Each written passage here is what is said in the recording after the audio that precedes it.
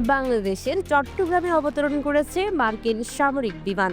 হঠাৎ এই আগমন ঘিরে তৈরি হয়েছে ব্যাপক আলোচনা। তবে এটি কোনো আকস্মিক সফর নয়, বরং বাংলাদেশের প্রতিরক্ষা বাহিনীর সঙ্গে যৌথ মহড়ায় অংশ নিতে এসেছে যুক্তরাষ্ট্রের এই বিমান।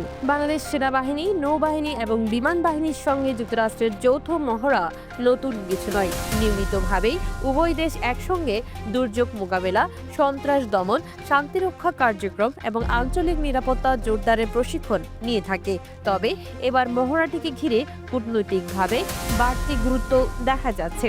বিশেষজ্ঞদের মতে দক্ষিণ এশিয়ার ভূরাজনৈতিক বাস্তবতা, বিশেষ করে বঙ্গোপসাগরকে ঘিরে ক্রমবর্ধমান প্রতিযোগিতা এই মহড়াকে আরও তাৎপর্যপূর্ণ করে তুলেছে। বাংলাদেশ সামরিক বাহিনীর জন্য এ ধরনের মহড়া একদিকে যেমন আধুনিক যুদ্ধ কৌশল শেখার সুযোগ, অন্যদিকে আন্তর্জাতিক অঙ্গনে শক্তিশালী অবস্থান গড়ে তোলার কৌশলগত হাতিয়ার হিসেবেও কাজ করবে। চট্টগ্রামে নামা মার্কিন সামরিক বিমানের সঙ্গে এসেছে উন্নত প্রযুক্তি ও বিশেষজ্ঞ দল। তারা বাংলাদেশের সেনাদের সঙ্গে যৌথভাবে মহড়ায় অংশ নেবে। এতে আকাশ প্রতিরক্ষা থেকে শুরু করে নৌ সুরক্ষা ও সীমান্ত নিরাপত্তা বিষয়ে নানা প্রশিক্ষণ দেওয়া হবে।